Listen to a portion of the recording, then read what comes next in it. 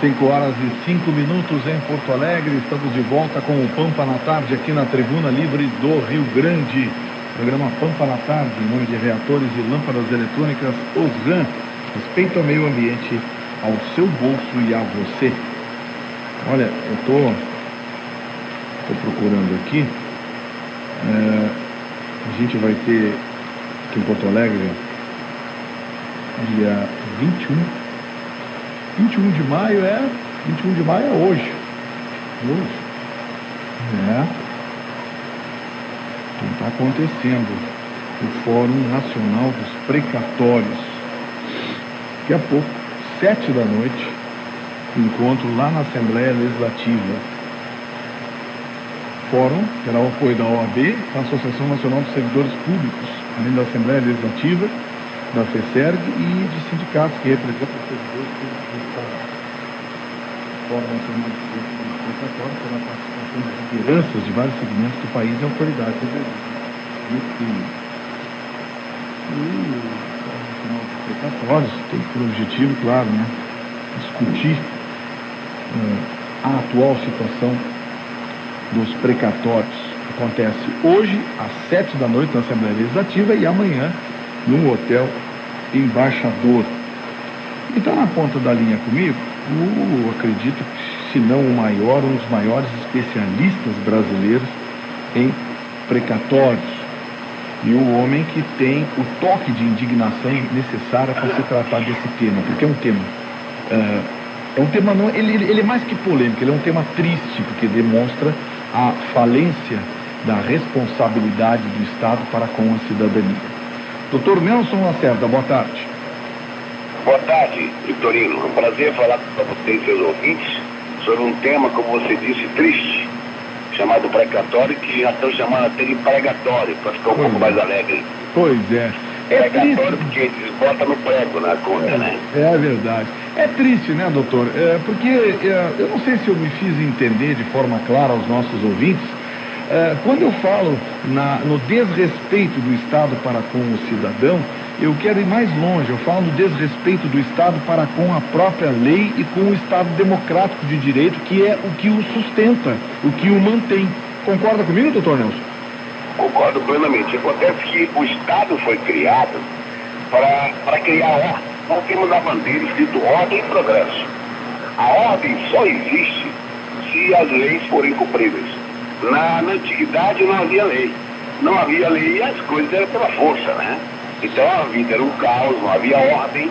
E o Estado foi criado, a instituição Estado geral, município, Estado e União, foi criado com a finalidade de pôr ordem. E essa ordem só pode ser feita via lei. Se não houver lei, é a lei do mais forte.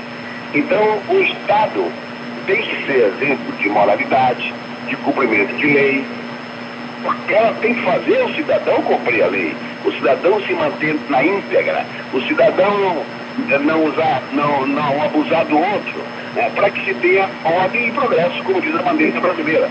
O que acontece no Brasil é o inverso. O Estado é o exemplo eterno de calote, de descumprimento de leis.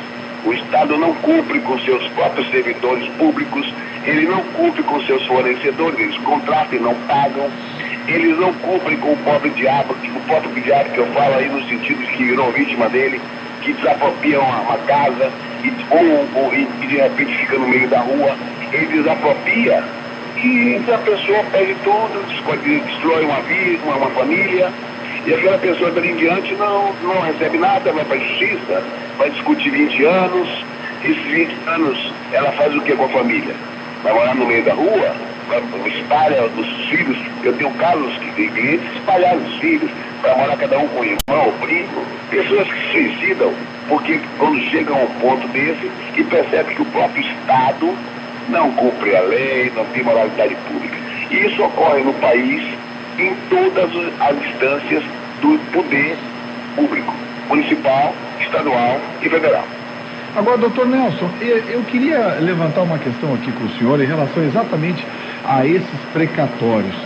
Não lhe parece que falta também exatamente aquilo que a justiça mais pede, que é a independência? Não falta nessa hora a alguém que constitucionalmente é dado independência, um pouco de iniciativa para mudar os fatos? Porque me parece que o Poder Judiciário, ele transforma o precatório como um fim em si mesmo, ou seja, deve, paga e pronto. E não atende às necessidades de quitação, de cumprimento desses precatórios. E aí nós entramos numa roda viva em que fica assim, o Estado deve, sabe que deve, não paga e fica tudo certo. E em nome de uma pretensa manutenção econômica do Estado, o Poder Judiciário não age de forma mais contundente a ponto de colocar um fim a isso.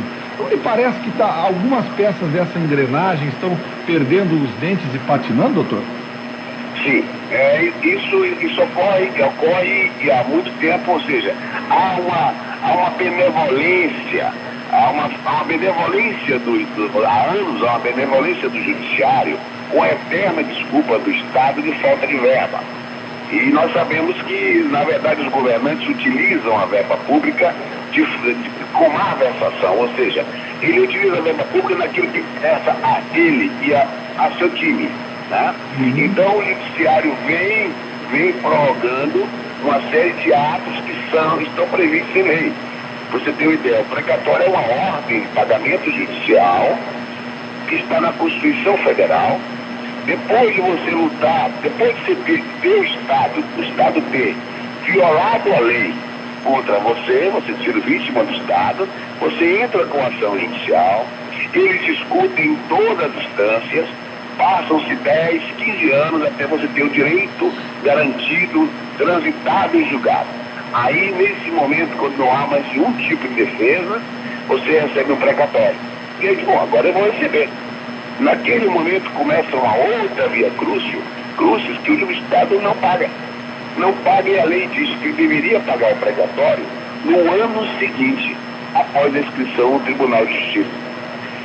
E se não for cumprido o pagamento no ano seguinte, caberia intervenção federal no Estado e no município ou no município. Ou seja, leis existem para fazer com que o cumprimento seja feito. Além disso, a lei prevê que o não cumprimento daria ensejo ao sequestro de verba nas contas do Estado.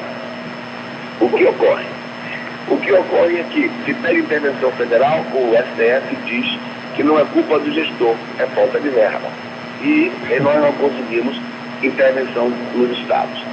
Se pede sequestro de verba, se consegue somente em casos extremos em que se prova que a pessoa já se encontra em estado de quase fatal de vida, ou seja, só em casos excepcionais temos conseguido sequestro de verba. Inclusive, são esses sequestros de verba que está motivando a criação da PEC 12, ou seja, ela não está sendo criada por bondade, por bondade, mas é para se livrar do sequestro de verba, porque e tanto nós advogados insistirmos em sequestrar verba, e muitos casos que as pessoas estão morrendo sem receber, a conta hoje que se tem estimativa é de 30% dos credores do Estado já morreram sem receber os seus direitos. Então, em muitos casos, nós provamos, a pessoa está com 82 anos, está com mal de Alzheimer, tem 10 doenças, e recebe uma pensão de R$600 por mês, não tem dinheiro nem para comer, quanto mais para pagar os remédios, vai morrer. Provando tudo isso para o juiz, alguns têm liberado sequestro de verba. Esse sequestro de verba tem incomodado os governantes que não querem pagar nada. Eles não querem pagar coisa nenhuma. Então, para isso, eles criaram a PEC. Essa PEC faria o quê? Ela vai tirar o vencimento dos precatórios. Estão vencidos desde 97, Rio Grande do Sul, por exemplo, é 97 que é o último vencimento. Nós não vamos ter mais vencimento de precatório. E veja bem que coisa mais fantástica. Nem os precatórios vencidos, nem os futuros a vencer. Ou seja, vamos blindar o poder público para ser um caloteiro protegido por lei. Porque toda e qualquer dívida que for credor dos estados e municípios vai saber o seguinte: nada posso fazer. Porque ele vai estar blindado para o passado e para o futuro, porque não é só para o passado. Né? Essa PEC faz o quê? Ela vem e diz que a correção dos precatórios não vai ser mais, como a lei manda, 12% mais IGPM. Ela vai ser por correção de poupança. Ó, com isso, no único assinatura, o nosso Senado Federal já conseguiu reduzir a dívida de 100 bilhões para 50 bilhões. Numa canetada, eles baixaram para metade, rasgando a sentença judicial. 2, nós não vamos pagar a dívida por empobrecimento, vamos pagar a dívida de 0,6% a 2% da nossa arrecadação. Obviamente nós sabemos, se eu tenho de 0,6% a 2%, talvez os governantes cumpram 0,6%. Ora, esse 0,6% é tão ínfimo e insignificante que não pagaria sequer o juro de um mês da dívida que existe. O que nós estamos fazendo é o quê? E com isso eles ficariam protegidos contra o sequestro de verba. E não estaria mais nada vencido. O que se faria com isso? Se deixa a dívida eternizada para sempre, tanto que existe é que vou entrar no futuro, né? E paga-se uma insignificância. Essa insignificância ainda seria dividida em duas partes. Uma parte dela iria pagar os credores de menor valor, quebrando a ordem cronológica dos pagamentos. 40% dessa insignificância, que não cobre nem o juro da dívida, de um mês, ou seja, a dívida só ia aumentar a cada dia que passar, sem contar com o que vai entrar de novo. 40% iria para pagar os credores de menor valor, pela ordem, não pela ordem mais cronológica, quebrando a ordem cronológica. Então, se eu estou esperando 100 mil reais há 10, 12 anos, e alguém no ano passado entrou com uma conta de 5 mil reais, esse de 5 mil vai receber. Eu não recebo nunca. Quem está esperando 97 não vai receber nunca. Muito bem. Os outros 60% daquele 0,6 que nós falamos, iria para um leilão às avessas. Esse leilão às avessas significa o seguinte: quem tiver desesperado, não tiver mais solução nenhuma, venha e cobre o menor percentual possível. Nós chamamos de leilão da desgraça, né? Por quê? Você não vai receber. Seu valor não é 5 mil, é 50, não vai receber nunca. Muito bem, venham cá e comecem a disputar com vocês a desgraça. Eu quero 5%, eu quero 2%, eu quero 1%. Quem quiser menos, vai levar aquela verbinha irrisória que ficou para aquele leilão. Então é o leilão da desgraça. Né? E a verba acabou também o leilão da desgraça. É um leilão que não pode chamar de leilão, porque leilão você abre para todo mundo. O Estado daria lance e as pessoas dariam lance. Não, esse leilão é só para o Estado fazer. Ou seja, na verdade o seguinte: é uma imoralidade imensa. Nós temos clientes internacionais, falamos para eles dizem: olha, isso é abominável, isso é uma maluquice. Ninguém entende como isso pode acontecer. Isso é medieval, né, doutor? É medieval. Isso é medieval, é aquela coisa.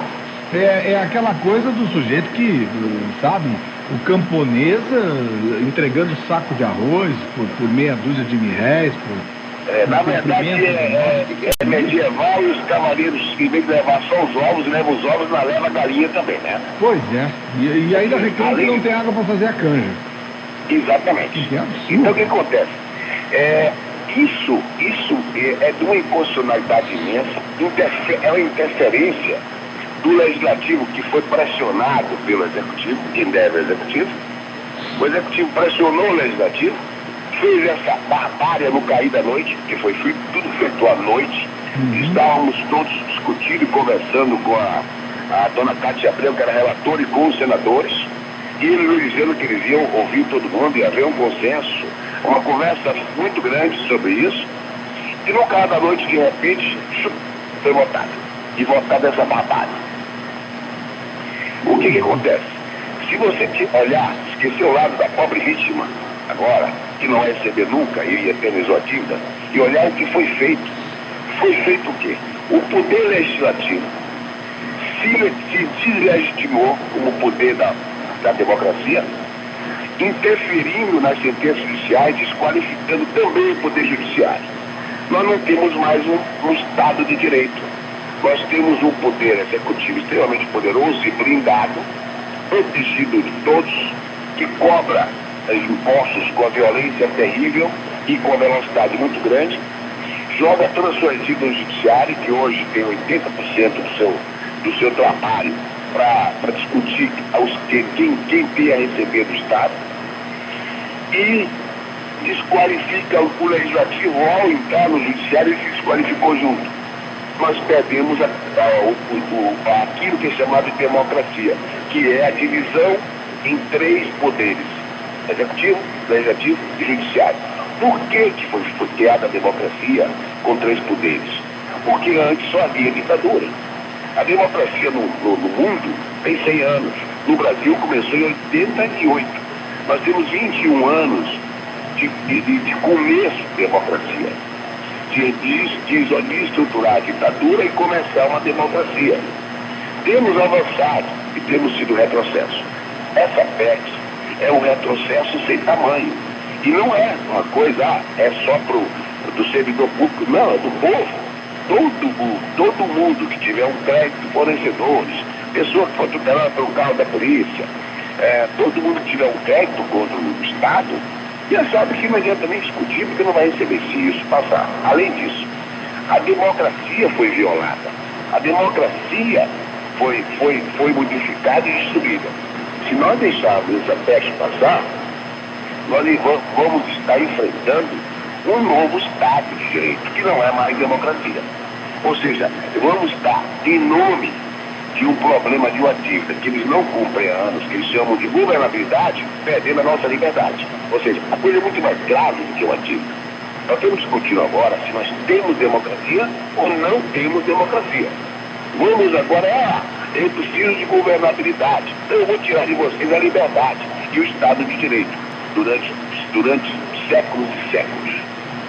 Eu fico extremamente chocado, Dr. Nelson, porque a dimensão realista que o senhor está dando ao problema está nos jogando na cara uma coisa ainda mais assustadora, que é essa crise de ética política que nós vivemos. É a de um Estado marginal.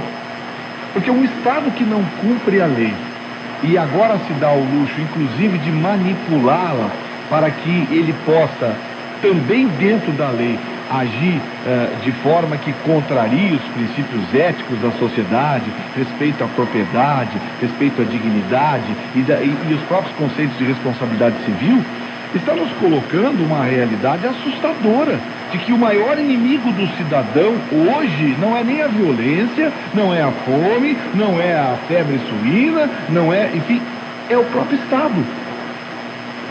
Da forma como a coisa está indo, doutor Nelson, perde o freio completamente, porque o Estado brasileiro não vai ter por que cumprir os seus compromissos e nem o fará, e vai arguir o quê? Que está dentro da lei que ele mesmo manipulou. Eu brinco às vezes dizendo que se essa PEC passar e for esculpida na Constituição brasileira, que no Brasil é permitido dever não pagar, por carta magna, por Constituição, os advogados penalistas devem, inclusive, utilizar isso para os vigaristas, os 71 clientes deles, para defender com base constitucional.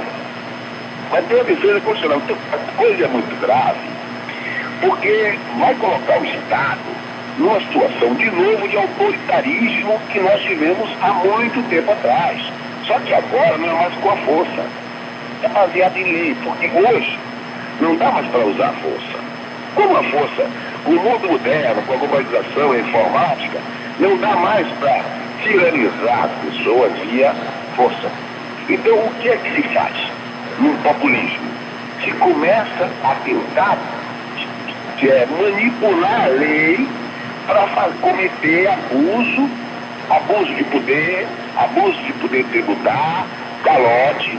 Ou seja, o Estado, se deixarmos, se nós permitirmos quem está no poder, o poder vicia, tiraniza, deixa o sujeito, eles tentam que tentam cada vez mais explorar todos e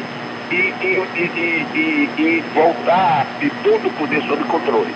Como não pode ser feito mais à força, se tenta manipular via lei, criando leis autoritárias. Esse é o grande perigo que nós passamos nesse momento. E que nós temos que passar para todos, para que toda a comunidade se levante e não deixe que isso aconteça. Dr. Nelson, eu quero lembrar que tudo que foi feito por Stalin foi feito dentro da lei. Tudo que foi feito por Hitler foi feito dentro da lei. Tudo que foi feito por Mussolini foi feito dentro da lei. Tudo que foi feito por Fidel Castro dentro da lei. A ditadura chinesa, ela tem as suas leis e eles fazem tudo lá também dentro da lei. Da lei. E mais, tudo dizendo que era por interesse público. Pois é. Tudo é pro bem de todos. É pro bem de todos. Então, esse bem de todos é terrivelmente perigoso. E nós estamos mexendo aí, Vitorino, com leis fundamentais da humanidade. Muitas leis fundamentais da humanidade, que foi criada antes de existir a lei escrita, é que quem deve paga. Por quê? E quem devia não pagava, o outro pegava uma faca e matava o sujeito, entendeu? Aí, como um camarada que vivia era bom para facadas, se criou a lei, olha, quem deve paga. Na antiguidade, quem devia, até que tirava as coisas da casa, havia até uma força muito grande, e isso foi sendo minorado para dar um pouco de aspecto social à dívida. Mas o próprio Estado dever nunca pagar, quer dizer, essa dívida é uma dívida que vence. Já houve calote, o primeiro calote em 88, o segundo em 2000, foi dado chances para o Estado, foi negociado para frente. E aí, se usa agora, nós precisamos fazer com uma governabilidade.